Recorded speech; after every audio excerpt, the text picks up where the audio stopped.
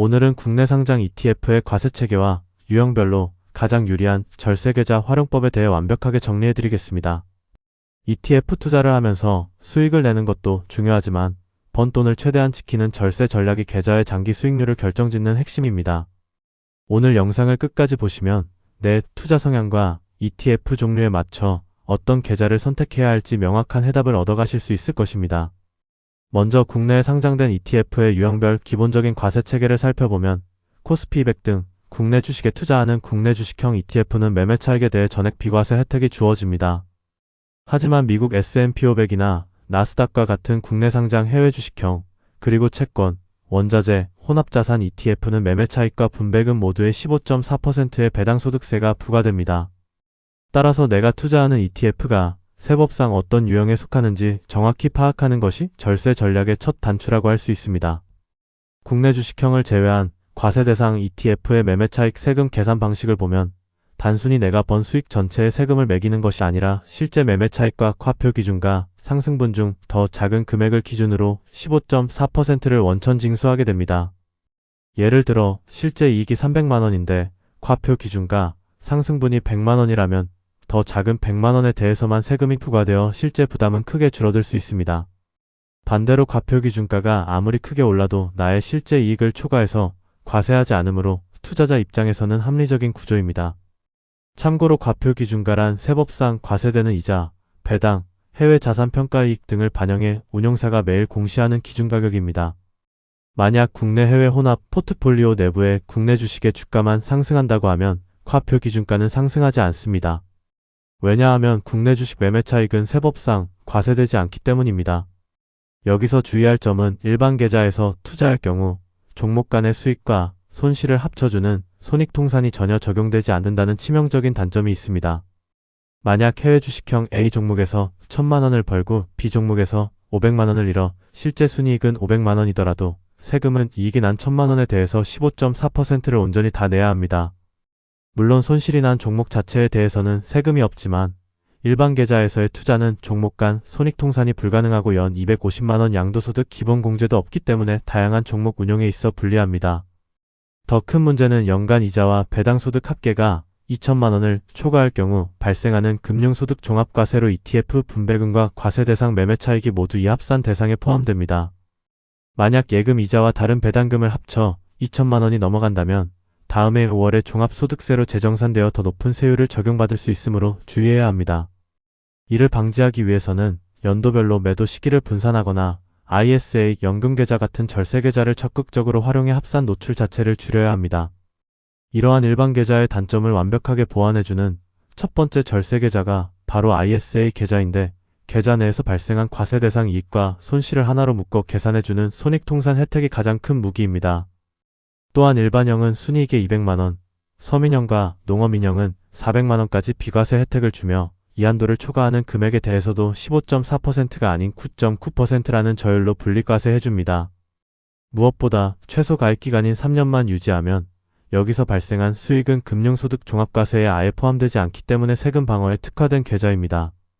ISA 계좌의 손익통산이 얼마나 강력한지 실제 계산 사례를 들어보면 미국 주식 ETF에서 1000만원을 벌고 채권 ETF에서 300만원을 잃었으며 금 ETF에서 200만원을 벌어 순이익이 900만원이 되었다고 가정해 보겠습니다. 일반 계좌였다면 손실분 통산 없이 각 ETF별로 세금을 냈겠지만 일반형 ISA에서는 순이익 900만원에서 기본 비과세 200만원을 뺀 과세 대상 700만원에 대해서만 15.4%가 아닌 9.9%인 69만 3천원의 세금을 내면 됩니다. 다음으로 은퇴 준비와 장기 투자를 위한 연금계좌의 가장 강력한 첫 번째 혜택은 운용기간 내내 즉시 세금을 떼지 않는 과세이연 효과입니다. ETF를 사고 팔아 매매 차익이 나거나 분배금을 수령하더라도 당장 세금을 내지 않고 장기 운용하며 복리 효과를 높일 수 있습니다.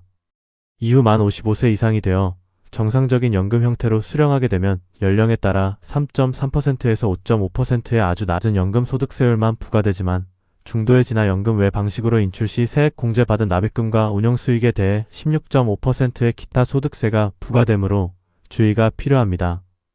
연금계좌는 투자기간 동안의 세금 혜택뿐만 아니라 연간 최대 900만원 한도 내에서 13.2% 또는 16.5%의 세금을 돌려받는 강력한 세액 공제 혜택도 제공합니다. 여유가 있을 때 가장 추천하는 조합은 연금저축의 단독 한도인 600만원을 채우고 나머지 300만원을 IRP에 납입하여 총 900만원의 한도를 꽉 채우는 방식입니다. 총급여나 종합소득금액 기준에 따라 소득이 낮을 경우 최대 16.5%를 적용받아 약 148만 5천원을, 기준 초과 시에는 13.2%를 적용받아 약 118만 8천원을 연말정산 시 돌려받게 됩니다. 그렇다면 각 계좌별로 어떤 ETF를 담는 것이 가장 효율적일지 정리해보면, 우선 일반 계좌에서는 국내 주식형 커버드콜 ETF를 포함한 국내 주식형 ETF를 매매하는 것이 가장 유리합니다. 국내 주식형은 매매 차익에 대해 세금이 부과되지 않고 일반 주식 매도와 달리 증권 거래세도 없기 때문에 굳이 한도가 정해진 절세 계좌를 소모하며 담을 필요가 없습니다. 최소 가입 기간이나 인출 제한 없이 자유롭게 입출금할 수 있으므로 잦은 리밸런싱이나 장기 투자 모두에 세금 부담 없이 유연하게 대응할 수 있습니다. 반면 ISA 계좌는 매매 차익의 과세가 이루어지는 국내 상장 해외 주식형, 채권, 원자재 ETF 및 해외 주식형 커버드콜 ETF를 운용하는 데 가장 적합한 계좌입니다. 앞서 말씀드린 손익통산 기능과 순이익 비과세, 그리고 초과분 9.9% 저율 분리과세 혜택을 온전히 누릴 수 있기 때문입니다. 비과세 및 분리과세를 통해 세금을 획기적으로 줄여주면서 동시에 금융소득 종합과세 합산에서도 제외되므로 과세 대상 ETF를 위한 최적의 투자처입니다.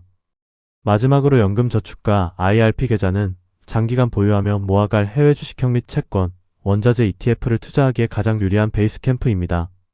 당장 세금을 떼지 않는 과세 이연, 혜택 덕분에 분배금 등을 세금 누수 없이 그대로 재투자할 수 있어 장기 복리 효과를 극대화할 수 있습니다. 훗날 연금으로 수령할 때 낮은 연금 소득세율이 적용되는 장점이 있지만, 앞서 언급했듯 연금이 아닌 방식으로 중도 인출하면 16.5%의 기타 소득세가 과세될 수 있어 확고한 장기 투자 자금만 운용하셔야 합니다. 추가로 많은 분들이 고민하시는 국내 상장 해외 ETF 투자와 미국 상장 ETF 직접 투자를 표로 비교해보면 세금 체계와 활용 가능한 계좌가 완전히 다릅니다. 국내 상장 해외 ETF는 매매 차익이 15.4% 배당 소득으로 과세되고 금융소득 종합과세에 포함되지만 ISA나 연금 계좌를 통한 투자가 가능합니다. 반면 미국 상장 ETF 직접 투자는 22%의 양도소득으로 분류되어 종합과세에는 포함되지 않으며 연 250만원의 기본공제와 손익통산 혜택이 주어지지만 ISA나 연금 계좌에서는 투자가 불가능하다는 차이가 있습니다. 이러한 차이점 때문에 투자 규모가 크지 않은 소규모 투자자라면 미국 상장 ETF 직접 투자가 세금 면에서 더 유리할 수 있습니다. 해외 상장 ETF 직투는 연 250만원까지 양도소득 기본공제가 적용되므로 연간 매매 차익이 기준선 이하라면 세금이 전혀 발생하지 않습니다. 반면 국내 상장 해외 ETF는 이 기본공제 혜택이 없어 차익 규모와 상관없이 15.4%가 원천 징수되므로 소액 투자 시에는 이 점을 꼭 고려하셔야 합니다. 다음으로 2026년부터 요건을 충족한 고배당 기업이 직접 지급하는 배당에는 배당소득 분리과세가 적용되지만 ETF를 통한 분배금은 이 혜택에서 제외된다는 점을 주의하셔야 합니다. 고배당 기업 주식을 개별 종목으로 직접 매수해 보유하면 분리과세 혜택을 온전히 누릴 수 있습니다. 하지만 똑같이 고배당 기업들을 편입한 국내 배당 ETF를 매수하더라도 그 ETF에서 나오는 분배금 자체에는 고배당 분리과세 혜택이 적용되지 않고 일반 과세로 처리됩니다. 마지막으로 ETF 과세와 관련해 가장 많이 하시는 오해들을 바로잡고 내용을 마무리하겠습니다. 국내에 상장되었다고 모두 매매 차익이 비과세되는 것이 아니라 세법상 국내 주식형 인지가 결정 기준이며 국내 상장 해외 ETF 매매 차익은 무조건 22%가 아니라 15.4%의 배당 소득세가 과세되고 250만원 기본공제도 적용되지 않습니다. 또한 일반 계좌에서는 ETF 간 매매 차익과 손실을 상기할 수 없으며 분배금 역시 지급 재원 성격에 따라 세금이 없거나 적을 수 있다는 점을 꼭 기억하시길 바랍니다. 결국 ETF 투자의 핵심은 수익률과 함께 상품 유형에 맞는 계좌를 선택하는 것입니다. 국내 주식형은 일반 계좌, 과세 대상 ETF는 ISA, 장기 은퇴자금은 연금 계좌를 활용해 불필요한 세금을 줄이시길 바랍니다. 그럼 오늘 내용이 도움이 되셨다면 구독과 좋아요, 알림 설정 한 번씩 부탁드리며 저는 다음에 더욱더 유익한 정보로 찾아뵙겠습니다. 감사합니다.